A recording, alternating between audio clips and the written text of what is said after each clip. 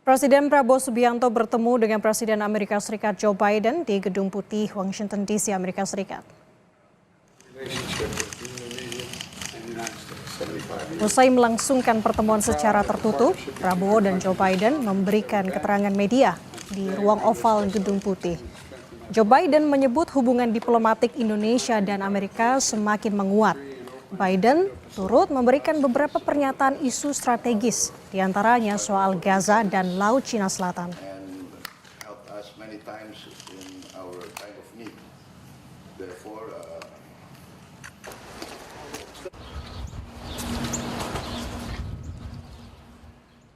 Presiden Prabowo beberapa saat lalu bertemu dengan Presiden Amerika Serikat Joe Biden dalam rapat bilateral di Gedung Putih, Washington DC. Sejumlah isu dibahas terkait kerjasama Amerika Serikat dan Indonesia, termasuk krisis iklim dan Gaza. Untuk mengetahui informasi selengkapnya, kita terhubung dengan jurnalis VOA, Valdia Baraputri di Gedung Putih. Selamat sore waktu Amerika Serikat, Valdia. Ya, selamat petang waktu Washington DC, Nanda dan pemirsa.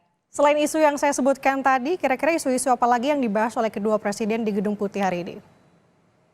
Ya, seperti yang tadi Anda sampaikan, kedua presiden sebelum memulai rapat bilateral mereka antara Presiden Prabowo dan Presiden Amerika Serikat Joe Biden, mereka tadi memberikan pernyataan kepada media, kemudian Presiden Joe Biden mengatakan atau mengapresiasi 75 tahun hubungan diplomatik antara Indonesia dan Amerika Serikat dan mendiskusikan bagaimana memperkuat hubungan tersebut. Nah, selain itu Presiden AS Joe Biden mengatakan bahwa terdapat isu-isu yang didiskusikan. Yang pertama adalah mengenai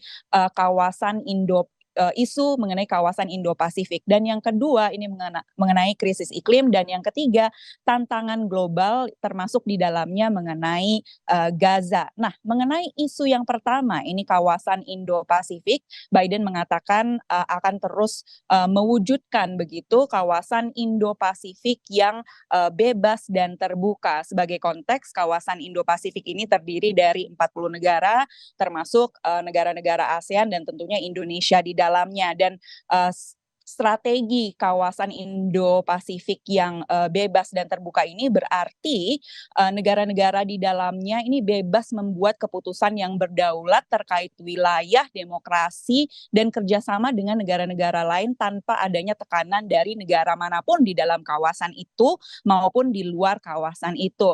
Nah, isu ini dikedepankan oleh Presiden Joe Biden. Menariknya setelah Presiden Prabowo ini melawat Tiongkok begitu dan bertemu dengan Presiden Tiongkok Xi Jinping dan menandatangani perjanjian maritim untuk mengelola sumber daya di dekat kepulauan sumber daya maritim di dekat Kepulauan Natuna. Nah, kritik ini melihat bahwa perjanjian tersebut bisa dilihat sebagai langkah untuk memperluas klaim Tiongkok akan wilayah South China Sea atau Laut Cina Selatan. Jadi itu menariknya mengapa isu ini dikedepankan sebagai salah satu isu utama oleh Presiden Joe Biden saat memberikan keterangan kepada media tadi.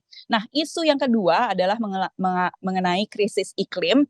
Karena kita mengetahui bahwa Indonesia adalah negara dengan cadangan nikel terbesar di dunia, kemudian Amerika Serikat adalah salah satu produsen mobil listrik terbesar di dunia, dan Amerika Serikat melihat Indonesia sebagai pemain utama dalam proses transisi dalam topik krisis iklim ini, transisi ke energi bersih. Nah, yang ketiga ini mengenai keamanan, kemudian tantangan global, dan termasuk di dalamnya ini mengenai Gaza. Nah, sebagai konteks, sebelum hari ini Presiden Joe Biden pada sore hari menemui Presiden Prabowo, ia terlebih dahulu menemui Presiden dari Israel, yakni Herzog atau Isaac Herzog, juru bicara Gedung Putih ini mengatakan mengenai pertemuannya dengan Isaac Herzog.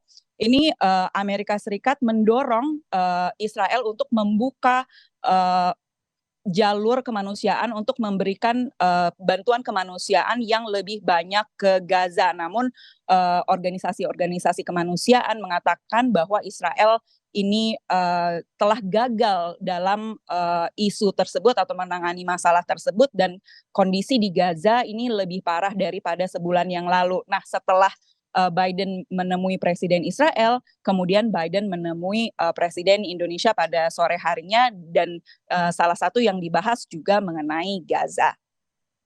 Nanda. Berbagai isu strategis dibahas dalam pertemuan hari ini. Tampaknya tadi ada 3 poin yang saya cermati terkait Indo-Pasifik aman dan terbuka, iklim, dan juga Gaza.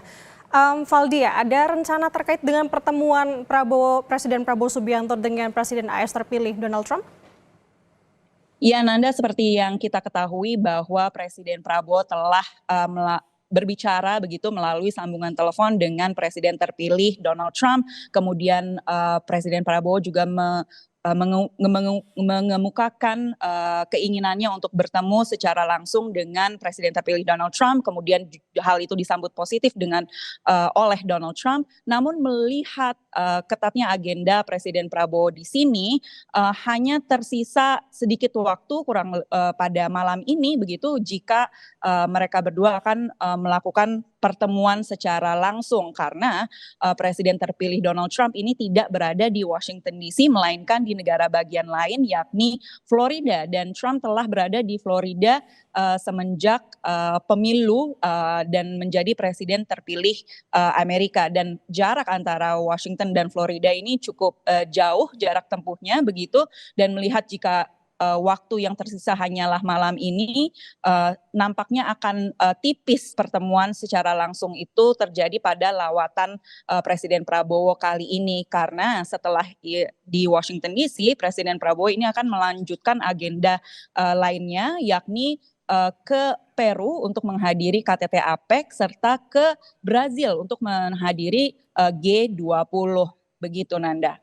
Oke, artinya masih belum ada kemungkinan ada pertemuan malam hari ini begitu ya, Valdia. Dan selanjutnya berarti agenda dari Prabowo sendiri, Presiden Prabowo Subianto akan ke Peru dan untuk melanjutkan lawatan-lawatan lainnya ke luar negeri. Terima kasih jurnalis VOA Valdia Baraputri atas laporannya. Selamat bertugas kembali.